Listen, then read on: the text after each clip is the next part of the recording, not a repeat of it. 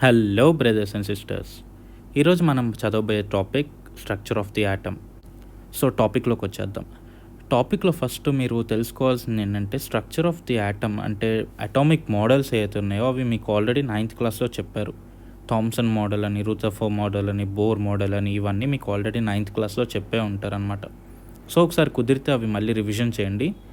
But నేనేంటంటే ఇక్కడ basic structure ఏంటి అనేది నేను మీకు ఎక్స్ప్లెయిన్ చేస్తాను. అండ్ 3 పాయింట్స్ మీరు గుర్తుంచుకోవాల్సినవి ఏంటో కూడా చెప్తాను.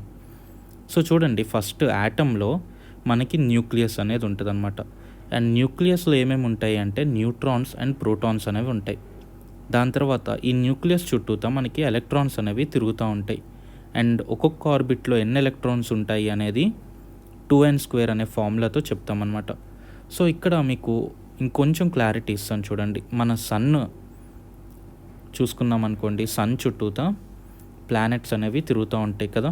సో ఇలాగే ఇక్కడ మనకి సన్ ఏంటి, సన్ అనేది న్యూక్లియస్ అనమాట ఇక్కడ మనకి. సో యాటంలో చూసుకుంటే మనకి సన్ ఏంటి, న్యూక్లియస్. అండ్ ఈ సన్లో ఏమేమి ఉన్నాయి ఇప్పుడు మనకి న్యూట్రాన్స్ అండ్ ప్రోటాన్స్ అనేవి ఉన్నాయన్నమాట. అండ్ ఈ సన్ చుట్టూతా తిరిగే ప్లానెట్స్ ఏంటి, ఎలక్ట్రాన్స్. ఓకేనా. సో ఎలక్ట్రాన్స్ అనేవి ప్లానెట్స్ అనుకోండి, అండ్ సన్ అనేవి న్యూక్లియస్ అనుకోండి. ఓకేనా.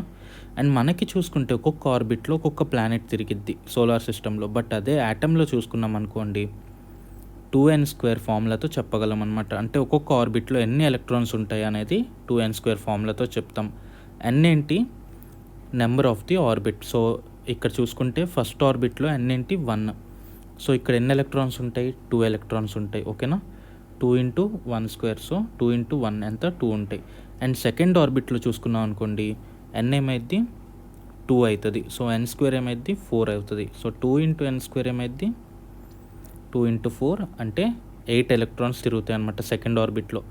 అండ్ థర్డ్ ఆర్బిట్లో చెప్పాలంటే 2 × 3² 18 తిరుగుతాయి. అలాగే సో మీకు నెంబర్ ఆఫ్ ఆర్బిట్ చెప్పి ఎన్ని ఎలక్ట్రాన్స్ ఉన్నాయి అంటే 2n² ఫార్ములాతో చెప్పగలరు అనమాట. ఓకేనా. దాని తర్వాత మాలిక్యూల్ అంటే ఏంటి, మాలిక్యూల్ అంటే chemical bonding of 2 or more atoms. So first మీరు గుర్తుంచుకోవాల్సింది ఏంటంటే మ్యాటర్ అంతా మనకి యాటమ్స్తో క్రియేట్ అయి ఉంటుంది. అండ్ యాటమ్స్ దేంతో క్రియేట్ అయి ఉన్నాయి, sub atomic particles.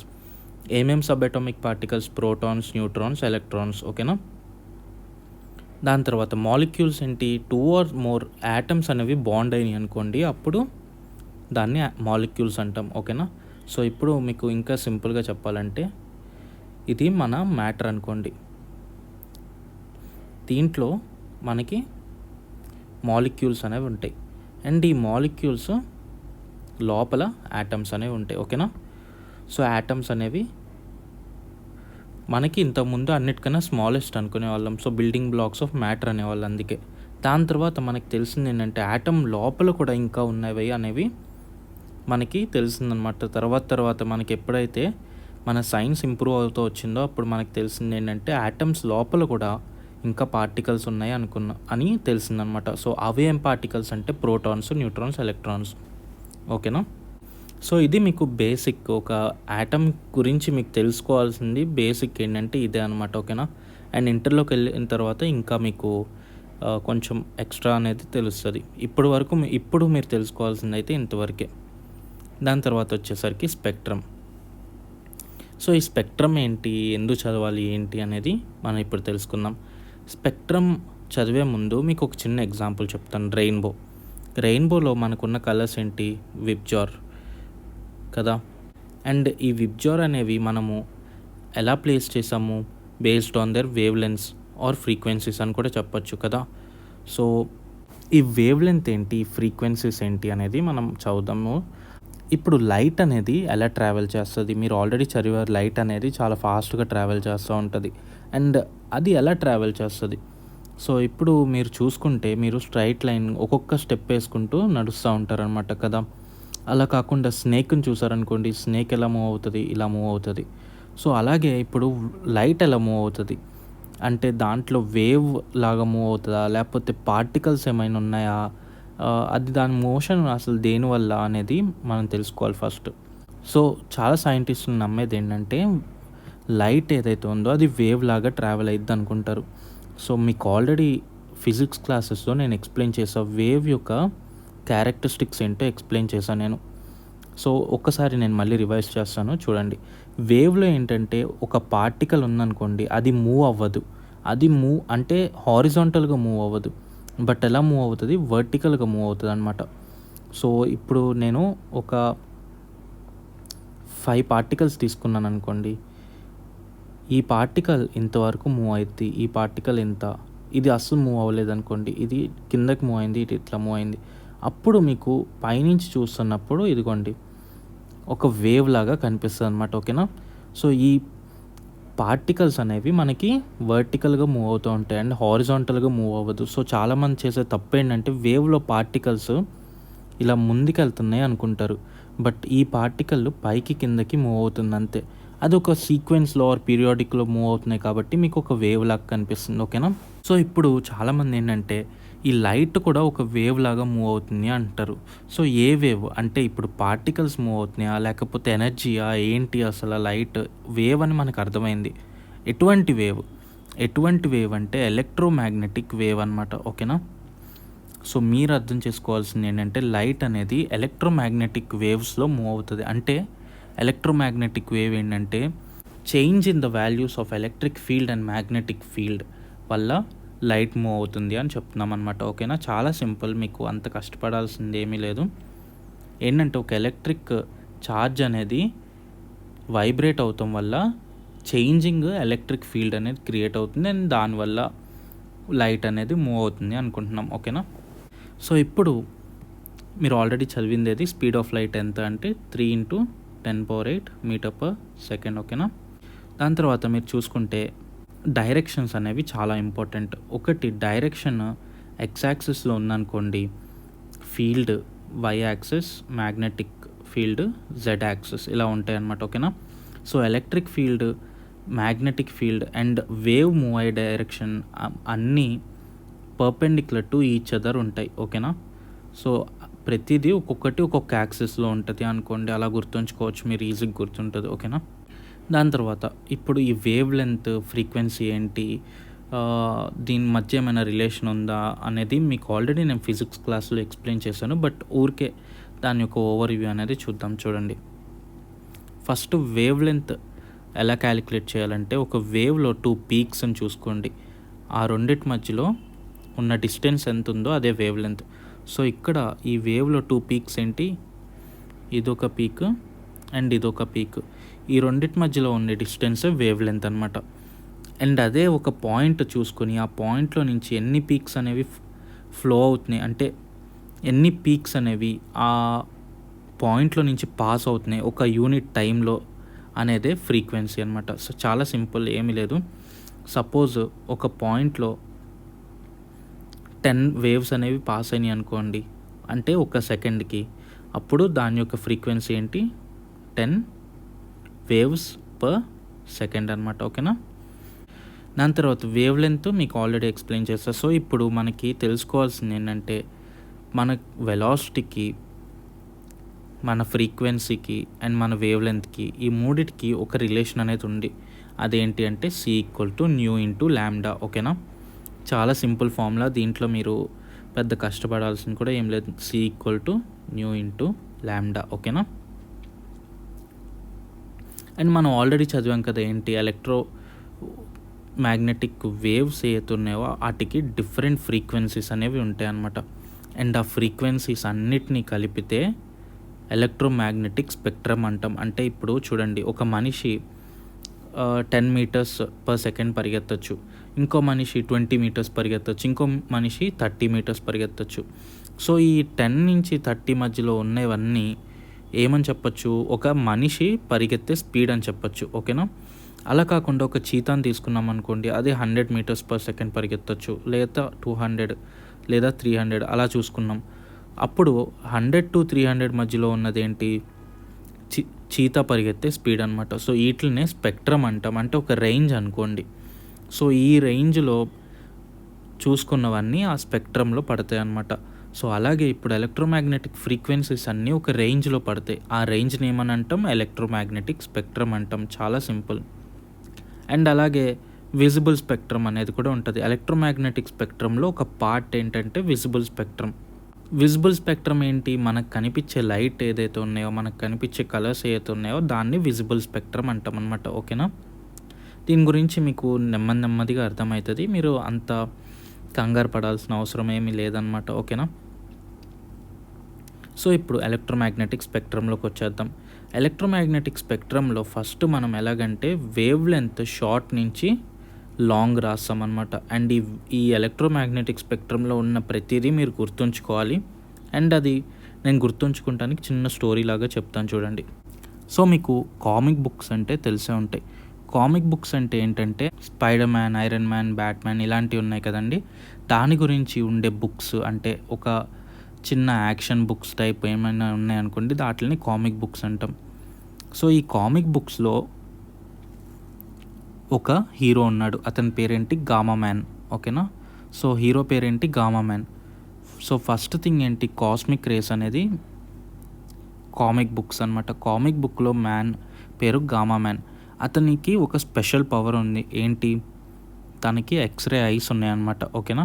So special power మాట్లాడాము. ఇప్పుడు తన వీక్నెస్ ఏంటి? తన వీక్నెస్ ఏంటంటే యూవీ రేస్. సో తన మీద యూవీ రేస్ పడిన వెంటనే అతను ఏమైపోతాడంటే రెడ్గా అయిపోతాడు అనమాట. రెడ్గా అయ్యి దాని వెంటనే తను ఏమైపోతాడు? ష్రింక్ అయిపోతాడు. ఎంత ష్రింక్ అయిపోతాడంటే మైక్రోమీటర్స్లోకి, అంటే చాలా చిన్నగా ష్రింక్ అయిపోతాడు అనమాట. సో ష్రింక్ అయిన తర్వాత అతను ఏంటంటే రేడార్లో కనిపించడు అనమాట. రేడార్లో కనిపించకపోతామంటే ఏంటి? మీరు చూస్తూ ఉంటారు ఫిలిమ్స్లో వాటిల్లో ఒక ఫ్లైటర్ జెట్ ఏదైనా వెళ్ళినప్పుడు దాంట్లో ఒక రేడార్ లాగా కనిపిస్తూ ఉంటుంది. అండ్ ఎనిమీస్ ఉన్న దగ్గర మీకు రెడ్ కలర్గా డాట్లు కనిపిస్తూ ఉంటాయి అన్నమాట కదా. సో దాన్ని రేడార్ అంటాం. సో ఇతను ఎంత ష్రింక్ అయిపోయిన తర్వాత ఈ రేడార్లో కనిపించడనమాట. దాని తర్వాత మనకి ఫస్ట్ రేడియోస్ వచ్చాయి, దాని తర్వాత టీవీస్ వచ్చాయి కదా. సో బ్రాడ్కాస్ట్ అంటే టీవీకి సంబంధించింది. ఓకేనా? సో ఈ సింపుల్ స్టోరీ అనేది మీరు గుర్తుంచుకుంటే ఎలక్ట్రోమాగ్నెటిక్ స్పెక్ట్రమ్ అంతా గుర్తుంటుంది. సో ఏం చెప్పాను అనేది ఒకసారి మళ్ళీ రివైజ్ చేద్దాం చూడండి. కాస్మిక్ రేస్ అంటే కామిక్ బుక్స్లో ఒక హీరో ఉన్నాడు. అతని పేరేంటి? Gamma man. అతని స్పెషల్ పవర్ ఏంటి? ఎక్స్రే విజిబిలిటీ అనమాట. అంటే ఎక్స్రే కళ్ళు ఉన్నాయి అతనికి. తన పవర్ ఏంటో చూసాం కాబట్టి తన వీక్నెస్ ఏంటి? యూవీ రేస్ అనమాట. సో యూవీ రేస్ తగిలిన వెంటనే అతను ఏమైపోతాడు? రెడ్ అయిపోతాడు. రెడ్ అంటే ఇన్ఫ్రారెడ్ ఇక్కడ. ఓకేనా? ఐఆర్ అంటే ఇన్ఫ్రారెడ్ రేస్. ఓకే, రెడ్ అయిన వెంటనే ఏమైపోతాడు? ష్రింక్ అయిపోతాడు, అంటే చిన్నగా అయిపోతాడు అనమాట. ఎంత చిన్నగా అయిపోతాడు అంటే మైక్రోమీటర్స్లోకి వెళ్ళిపోతాడు. అంటే మైక్రోస్కోప్లో కూడా కనిపినంత చిన్నగా అయిపోతాడు. ఓకేనా? సో అందుకే మైక్రోవేవ్స్. సో ఇంత చిన్నగా అయిపోతే అతను ఏంటి? ఫ్లైటర్ జెట్స్ రేడార్లో కనిపించడనమాట. ఓకేనా? సో దాని తర్వాత రేడార్, అండ్ దాని తర్వాత మీకు రేడియో ఫస్ట్ వచ్చింది, అండ్ దాని తర్వాత టీవీస్ ఫస్ట్ తర్వాత వచ్చినాయి. సో రేడియో, దాని తర్వాత బ్రాడ్కాస్ట్ బ్యాండ్. ఓకేనా? సో ఈ సింపుల్ స్టోరీ గుర్తుంచుకుంటే మీకు మొత్తం ఎలక్ట్రోమాగ్నెటిక్ స్పెక్ట్రమ్ అనేది గుర్తుంటుంది. ఓకేనా? అండ్ ఇప్పుడు ఈ విజిబుల్ లైట్ అనేది ఎక్కడుంది చూడండి, యూవీ అండ్ ఐఆర్ మధ్యలో ఉంది. ఓకేనా? ఇంతవరకు గుర్తుంచుకుంటే చాలు. మీరు 10th క్లాస్కి ఇంతవరకు గుర్తుంచుకుంటే చాలు. ఓకేనా? సో ఈ స్టోరీ అనేది ఒక 2-3 టైమ్స్ మీరు గుర్తు చేసుకుంటానికి ట్రై చేయండి, లేదా ఒక పేపర్ మీద రాస్తానికి ట్రై చేయండి. అండ్ ఈ స్పెక్ట్రమ్ మొత్తం మీకు గుర్తుండిపోయిద్ది. ఓకేనా? సో ఇప్పుడు ఈ స్పెక్ట్రమ్ వల్ల మనకి తెలిసేది ఏంటి, దానివల్ల మనకి ఉపయోగం ఏంటి? ఓకేనా? దాని గురించి చూద్దాం. ఒక ఐరన్ రాడ్ అనేది మీరు హీట్ చేశారనుకోండి, ఏమవుతుంది? దాని యొక్క కలర్ చేంజ్ అవుతుంది. ఫస్ట్ ఎలా చేంజ్ అవుతుంది? రెడ్గా చేంజ్ అవుతుంది. రెడ్ మనకేంటి? ఆల్రెడీ చదివాం, రెడ్ యొక్క వేవ్ లెంత్ హై. సో మీరు నెమ్మదిగా ఎనర్జీ అనేది పెంచుతూ ఉంటారనమాట. ఫస్ట్ రెడ్ వస్తుందంటే దాని యొక్క మీనింగ్ ఏంటి? లోవర్ ఎనర్జీకి రెడ్ వస్తుందన్నమాట. అంటే హై వేవ్ లెంత్ ఉన్నవి ఫస్ట్ వస్తున్నాయి. దాని తర్వాత ఎనర్జీ అనేది పెంచుకుంటే వెళ్ళారనుకోండి, ఎనర్జీ అనేది పెంచుకుంటే వెళ్ళినప్పుడు అప్పుడు ఏ కలర్స్ వస్తున్నాయి? ఆరెంజ్, ఎల్లో, బ్లూ, అంటే లోవర్ వేవ్ లెంత్ వస్తున్నాయి. అండ్ కొన్నిసార్లు వైట్ కూడా కనిపించచ్చు, అంటే అన్ని వేవ్ లెంత్స్ బయటికి రావచ్చు. సో దీని యొక్క మీనింగ్ ఏంటి? మనం లోవర్ ఎనర్జీ ఇచ్చినప్పుడు హయ్యర్ వేవ్ లెంత్స్ వస్తాయి, అండ్ హయ్యర్ ఎనర్జీ ఇచ్చినప్పుడు లోవర్ వేవ్ లెన్స్ వస్తాయి అనమాట. అండ్ ఒకవేళ ఎనర్జీ అనేది ఏదైతే ఉందో అది ఇనఫ్ ఉందనుకోండి, అప్పుడు అన్ని వేవ్ లెన్స్ రావచ్చు అండ్ మనకి వైట్గా కనిపించచ్చు. ఓకేనా. అండ్ మీకు ఎనర్జీ అనేది హై ఉండినా కూడా కొన్నిసార్లు అన్ని కలర్స్ కనిపించకపోవచ్చు. అది దేనివల్ల అంటే ఒక పర్టికులర్ ఇంటెన్సిటీ ఆర్ ఒక పర్టికులర్ కలర్ అనేది డామినేట్ చేసేయచ్చు. సో రెడ్ కలర్ మీరు చూసారనుకోండి, రెడ్ కలర్కి హై వేవ్ లెంత్ ఉంటుంది కాబట్టి అది కొన్నిసార్లు మనకి డామినేట్ చేయొచ్చు అనమాట. ఓకేనా. సో ఇవన్నీ దేనికి చెప్తున్నాను అనేది మీకు నెమ్మదిగా అర్థమవుతుంది. Okay. Next thing, Max Planck అనే ఆయన చాలా ఇంపార్టెంట్ రోల్ అనేది ప్లే చేస్తాడు. మీకు స్ట్రక్చర్ ఆఫ్ యాటమ్ గురించి చదివే ప్రతిసారి మ్యాక్స్ ప్లాంక్ గురించి ఖచ్చితంగా చదువుతారు అనమాట. మీకు ఇంటర్మీడియట్లో కూడా మ్యాక్స్ ప్లాంక్ గురించి చాలా ఉంటాయి. సో మ్యాక్స్ ప్లాంక్ అనేది ఏం చెప్పాడు, మ్యాక్స్ ప్లాంక్ కన్నా ముందు అందరూ ఏమనుకునే వాళ్ళంటే ఎనర్జీ ఎమిట్ అవుతున్నప్పుడు అది కంటిన్యూస్గా ఎమిట్ అవుతుంది అనుకునేవాళ్ళు అనమాట. బట్ మ్యాక్స్ ప్లాంక్ ఏం చెప్పాడంటే ఎనర్జీ ఎమిట్ అయ్యేటప్పుడు h/న్యూ అంటే hν ప్యాకెట్స్ లాగా ఎమిట్ అవుతుంది అన్నాడు. సో సపోజ్ ఇది ఒక బాక్స్ అనుకోండి, అండ్ ఈ బాక్స్లో నుంచి ఎనర్జీ ఎమిట్ చేస్తుంది అనుకోండి. సో ఇంతకుముందు ఏమనుకున్నారంటే ఎనర్జీ అనేది కంటిన్యూస్గా ఎమిట్ అవుతూనే ఉండేది అనుకునేవాళ్ళు. ఓకేనా. బట్ మ్యాక్స్ ప్లాంక్ ఏమన్నాడంటే ఈ బాక్స్లో సపోజ్ నేను ఊరికే ఒక ఎగ్జాంపుల్ లాగా చెప్తానికి ఈ బాక్స్ని ఒక 10 స్మాలర్ బాక్స్గా డివైడ్ చేశాను అనుకోండి. అండ్ ఎనర్జీ ఏంటంటే ఈ చిన్న చిన్న బాక్సులుగా ఎమిట్ అవుతుంది అంటున్నారు. ఓకేనా. సో ఈ బాక్స్ యొక్క వాల్యూ ఏంటి, hν or multiples of hν. And ఇక్కడ h యొక్క వాల్యూ ఏంటి, 6.626 × 10⁻³ జౌల్స్ సెకండ్. సో ఇది ఏదైతే ఉందో ఇది చాలా ఇంపార్టెంట్. ఇది బట్టి కొడటానికి ట్రై చేయండి, ఎలాగైనా గుర్తుంచుకోవడానికి ట్రై చేయండి. ఓకేనా. అండ్ న్యూ ఏంటి, న్యూ అంటే ఫ్రీక్వెన్సీ ఆఫ్ ద రేడియేషన్. మనం ఆల్రెడీ చదివాం న్యూ గురించి. ఓకేనా. అండ్ ఈ హెచ్ యొక్క వాల్యూ ఖచ్చితంగా గుర్తుంచుకోండి, ఎందుకంటే మీకు చాలా ఇంపార్టెంట్.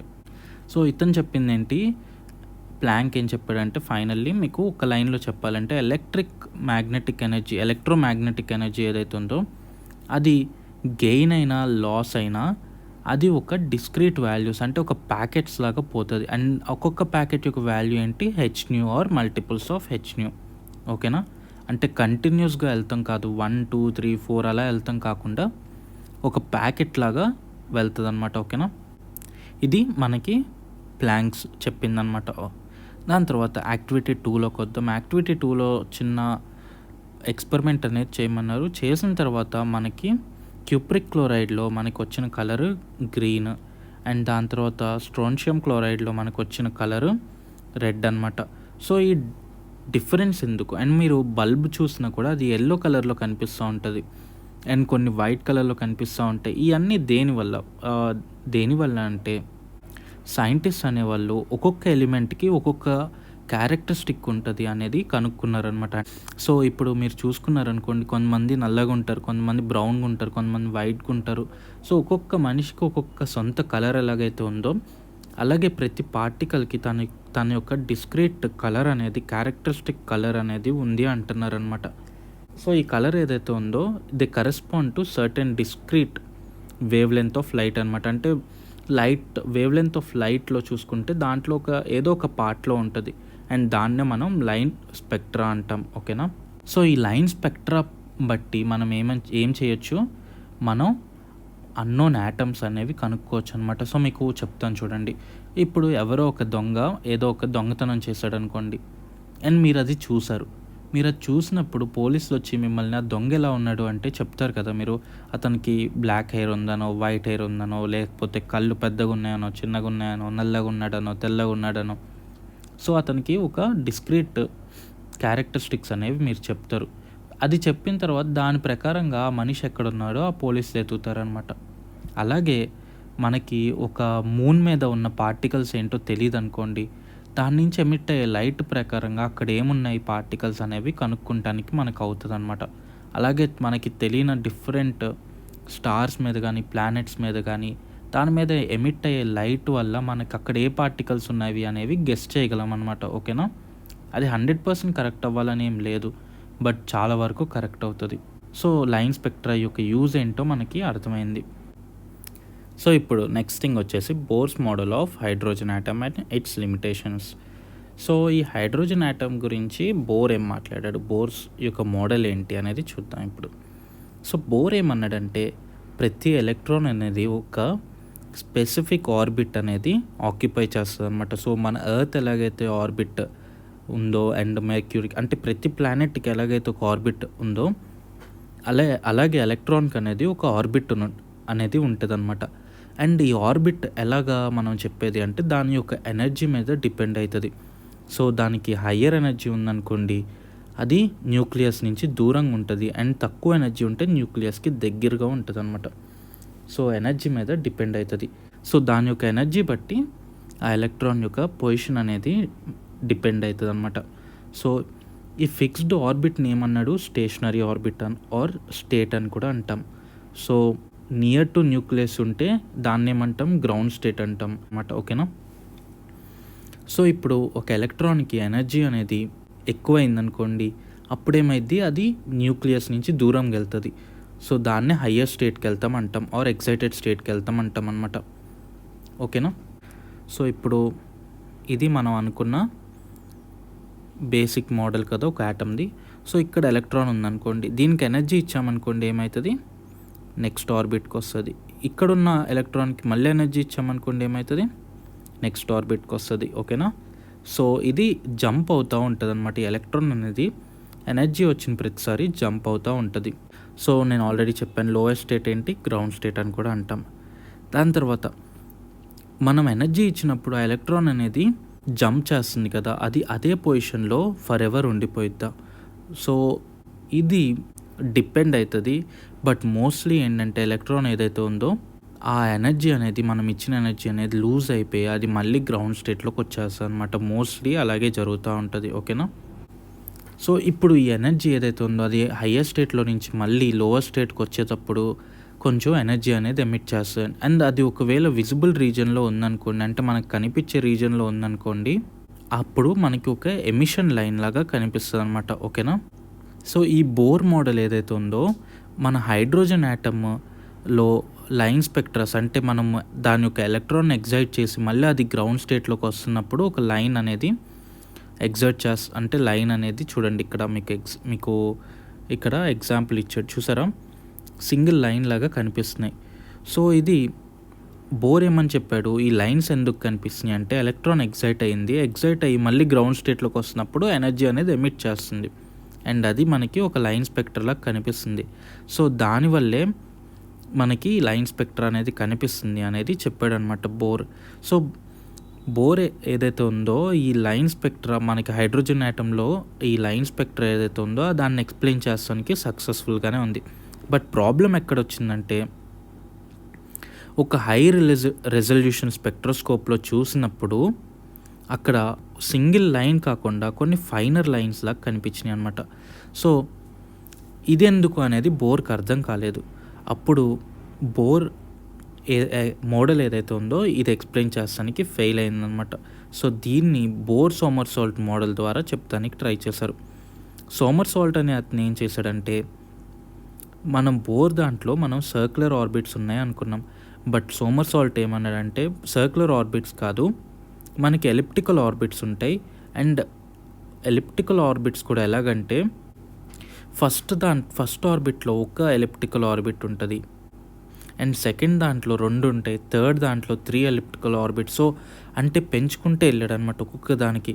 అండ్ దీంట్లో ఏమన్నాడంటే ఆ ఆర్బిట్స్ అనేవి డిఫరెంట్ ఉండటం వల్ల మనకి డిఫరెంట్ ఫైనర్ లైన్స్ అనేవి కనిపించినాయి అన్నాడు అనమాట. సో మీకు ఈ ఆర్బిట్స్ గురించి అర్థం కాకపోతే నేను మనకి సోలార్ సిస్టమ్ గురించి చెప్తాను. సో మీకు ఒక ఇంట్రెస్టింగ్ ఫ్యాక్ట్ చెప్తాను ఏంటంటే మన ప్లానెట్స్ ఏవైతే ఉన్నాయో ఎలిప్టికల్ ఆర్బిట్స్లో మూవ్ అవుతూ ఉంటాయి. ఎలిప్టికల్ ఆర్బిట్కి 2 సెంటర్స్ ఉంటాయి అన్నమాట. సో ఇది ఒక సెంటర్, ఇది ఒక సెంటర్. సో 2 సెంటర్స్ అనేవి ఉంటాయి. అండ్ మన సన్ ఒక సెంటర్లో ఉంటుంది. అండ్ ఇంకో ఇంట్రెస్టింగ్ ఫ్యాక్ట్ ఏంటంటే ఈ సన్ ఏదైతే ఉందో అది కాన్స్టెంట్గా ఉండదు. మన సన్ కూడా మూవ్ అవుతుంది. మన సన్ కూడా ఎలిప్టికల్ సెంటర్స్ ఏవైతున్నాయో ఈ సెంటర్లో నుంచి ఈ సెంటర్కి అండ్ ఈ సెంటర్లో నుంచి ఈ సెంటర్కి ఇలా మూవ్ అవుతూనే ఉంటుంది. ఓకేనా. సో ఒక ఇంట్రెస్టింగ్ ఫ్యాక్ట్ ఏంటంటే మన సన్ ఏదైతే ఉందో అది స్టేషనరీ కాదనమాట, అది కూడా మోషన్లో ఉంటుంది. అండ్ మన గెలాక్సీ ఏదైతే ఉందో అది కూడా స్టేషనరీ కాదు, అది కూడా ఇంకో మెయిన్ స్టార్కి చుట్టూతా రివాల్వ్ అవుతుంది. సో ఇవన్నీ ఏంటంటే మీకు ఎప్పుడైనా టైం ఉన్నప్పుడు ఊరికే అలాగా నెట్లో సెర్చ్ చేయండి, మన సన్ ఎందుకు రివాల్వ్ అవుతుంది ఏంటి అనేవి మీకు ఒకసారి చూస్తే అవి చాలా ఇంట్రెస్టింగ్ ఉంటాయి అన్నమాట. ఓకేనా. సో అలాగే సోమర్సాల్ట్ కూడా అదే చెప్పాడనమాట. ఏమని చెప్పాడంటే ఒక ఎలిప్టికల్ ఆర్బిట్స్లో మూవ్ అవుతున్నాయి మన ఎలక్ట్రాన్స్ అనేవి న్యూక్లియస్ చుట్టూ, అండ్ న్యూక్లియస్ ఏదో ఒక ఫోకైలో ఉంటుంది అన్నాడు. సో నేను ఆల్రెడీ చెప్పాను ఏంటి, ఎలిప్టికల్ ఆర్బిట్కి 2 ఫోకసెస్ ఉంటాయి, అంటే 2 సెంటర్స్ ఉంటాయి, అండ్ ఏదో ఒక సెంటర్లో మన న్యూక్లియస్ అనేది ఉంటుంది అన్నాడు. అండ్ దాని తర్వాత ఫస్ట్ ఆర్బిట్కి ఒకటే ఆర్బిట్ ఉంటుంది, దాని తర్వాత సెకండ్కి 2, థర్డ్కి 3 అలాగా పెంచుకుంటే వెళ్ళాడనమాట. అండ్ దానివల్లే ఈ ఫైనల్ లైన్స్ అనేవి మనకు వస్తున్నాయి అని చెప్పాడు. ఓకేనా. చాలా సింపుల్, ఏం లేదు. మీరు ఏంటంటే చదివేటప్పుడు కొంచెం ఇంట్రెస్టింగ్గా ఎంజాయ్ చేస్తూ చదవండి, మీకు చాలా ఈజీగా ఉంటుంది. ఓకేనా. నెక్స్ట్ థింగ్, ఈ quantum mechanical model of atom ఏదైతే ఉందో అది నేను నెక్స్ట్ పార్ట్లో చెప్తాను. అండ్ ఒకవేళ మీకు ఏదైనా అర్థం కాకపోతే కమెంట్స్లో కమెంట్ చేయండి, నేను తప్పకుండా ఎక్స్ప్లెయిన్ చేస్తానికి ట్రై చేస్తాను. లేదు అంటే ఒకసారి వీడియో మళ్ళీ చూడండి. ఓకేనా. సో ఇక్కడితో మన వీడియో అనేది ఎండ్ చేద్దాం. మీకు ఒకవేళ వీడియో నచ్చుంటే లైక్ చేయండి, ఏమైనా డౌట్స్ ఉంటే కామెంట్ చేయండి, అండ్ సబ్స్క్రైబ్ చేస్తాం మర్చిపోమాకండి. Thank you.